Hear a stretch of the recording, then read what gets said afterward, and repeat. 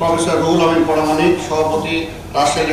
বাংলাদেশ কৃষি ব্যাংকের সাথে রাজশাহী কৃষি উন্নয়ন ব্যাংক একীভূতকরণ প্রক্রিয়া বন্ধের দাবি জানিয়ে সংবাদ সম্মেলন করেছে রাজশাহী কৃষি উন্নয়ন ব্যাংক একীভূতকরণ প্রতিরোধ কমিটির নেতৃবৃন্দ। রোববার বেলা 11টার দিকে রাজশাহী চেম্বার ভবনের মিলনায়তনে অনুষ্ঠিত সংবাদ সম্মেলনে বিকে দুর্বল ব্যাংক আখ্যা দিয়ে এর সাথে রাকাবকে একীভূতকরণ প্রক্রিয়া বন্ধের দাবি জানান তারা। আপনারা জানেন সংবাদ সম্মেলনে বক্তারা বলেন, সরকারের এই সিদ্ধান্ত বাস্তবায়িত হলে রাজশাহী অঞ্চলের অগ্রসরমান কৃষি ব্যবস্থাপনা ও কৃষি উৎপাদনে নেতিবাচক প্রভাব ফেলবে, যা এই অঞ্চলের কৃষি ও কৃষক ন্যায্যতা হারাবে। আমরা এই সিদ্ধান্তের প্রতিবাদ জানাচ্ছি। দেশের অন্যতম দুর্বলতম ব্যাংক বাংলাদেশ কৃষি ব্যাংকের সাথে একীভূত করার সিদ্ধান্ত নিয়েছে। আমরা এই সিদ্ধান্তের প্রতিবাদ জানাচ্ছি।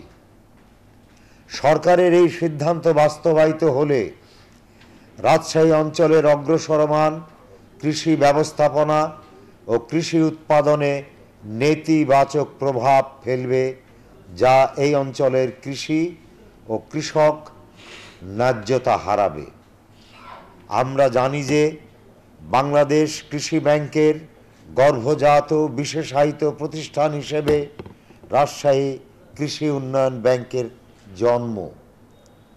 এর মূল লক্ষ্য ছিল রাজশাহী অঞ্চলের কৃষি ও কৃষকের উন্নয়নে সুনির্দিষ্ট ব্যবস্থাপনা গড়ে তোলা।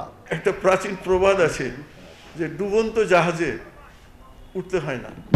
আমরা যে জাহাজটাকে দেখছি যে ডুবে গেছে, তাকে আপনি খুঁটি দিয়ে তাকে হেল্প করে তোলার চেষ্টা করেন, কিন্তু হোয়াই রাজশাহী কৃষি উন্নয়ন ব্যাংক এই প্রতিষ্ঠিত ব্যাংকটাকে মার্চ করে দিলি, এরপরে কিন্তু হিসাব কিতাব হবে দুটোর একসাথে।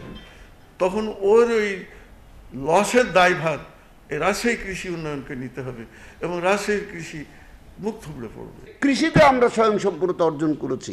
একসময় শস্য ভাণ্ডার বলতেন আপনারা বলেছেন, এখন আমরা শস্য মৎস্য, যেটা আমাদের রিঙ্কু বললো মৎস্যের ক্ষেত্রে, এই ঋণগুলো তো কৃষি ব্যাংকে দিয়েছে। কিছু দুর্বলতা থাকতে পারে এই ব্যাংকের, কিছু বাণিজ্যিক কার্যক্রম করতে যে বড় বড় যারা ঋণ খেলাপি কিছু সমস্যা তৈরি করেছে, কিন্তু সাধারণ আমার মূলত কৃষকদের স্বার্থেই কিন্তু এই ব্যাংকটা করা হয়েছিল এবং কৃষি উৎপাদন বৃদ্ধির লক্ষ্যে, এবং বিশেষ করে মধ্য কৃষক, গরিব কৃষক, ছোট ছোট খামারি, মৎস্য খামারি ছোট, তাদের আজকে তো দাঁড়িয়েছে পোলট্রি শিল্প, এগুলো তো দাঁড়িয়েছে উত্তরাঞ্চলে।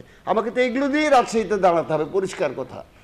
এ সময় উপস্থিত ছিলেন রাজশাহী 2 আসনের সংসদ সদস্য শফিকুর রহমান বাদশাহ, বীর মুক্তিযোদ্ধা মোহাম্মদ আলী কামাল, বীর মুক্তিযোদ্ধা মুস্তাফিজুর রহমান খান, বীর মুক্তিযোদ্ধা doctor Abdul Mannan, Rajshahi chamber of commerce and ইন্ডাস্ট্রির সভাপতি মাসুদুর রহমান রিঙ্কু সহ কমিটির অন্যান্য নেতৃবৃন্দ।